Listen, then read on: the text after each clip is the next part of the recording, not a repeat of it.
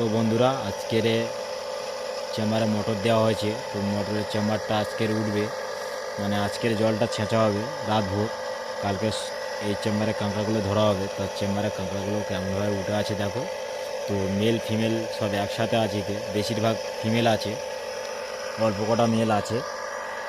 তো কাঁকড়াগুলো কেমন উঠে আছে দেখো সাইডে। তো চেম্বারটা বহুত বড় আছে, তো 600 কেজি মাল আছে চেম্বারে।